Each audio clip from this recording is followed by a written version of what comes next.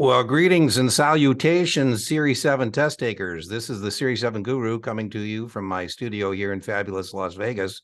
Had a explication request about what does it mean when you say it widens or narrows on a spread. So I said I'd make a little video here.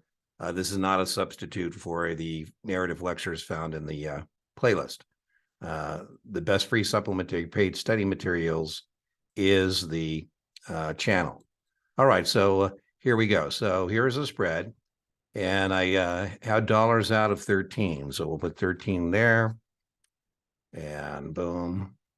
And then to lower my out-of-pocket cost, I sold the 165s, and that's money in. So boom, there's our money in. And so as you can see here, I'm net out of pocket 7 points. So this is a debit spread, and the net debit is 7. That was the difference in the premiums. That was what spread means. It's the difference. So, boom.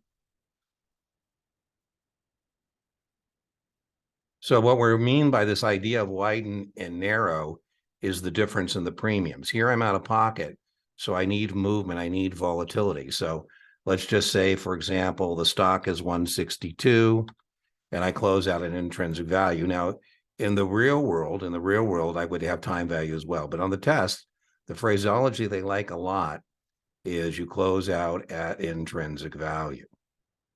So now I'm just going to show you what that looks like if we close out at 162. So that means now that means our 145 calls are now worth 17. Is that right? The difference between 145. Let me just get my calculator.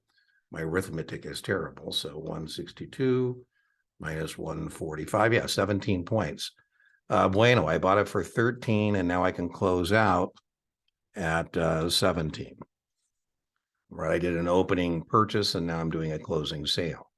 The 165s have no intrinsic value, so that's a 0. And so now if we close this out, we have a net credit of 17 points. And so as you see here, we have made money. We've actually made 10 points because the spread, the difference has widened from 13 to 17. So if we look at it here, we have a net result on this leg. We made 6. We get to keep the 6 on that leg of the transaction. And on this leg of the transaction, we made 4 points.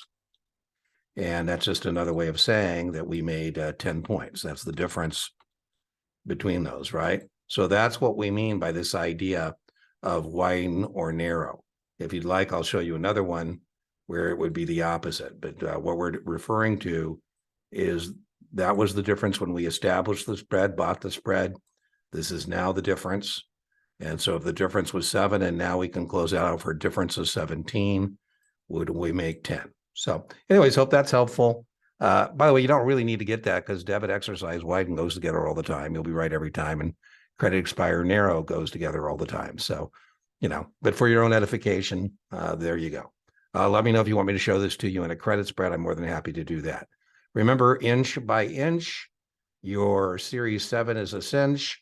Yard by yard, your Series 7 is hard. And I will see you with the next explication request.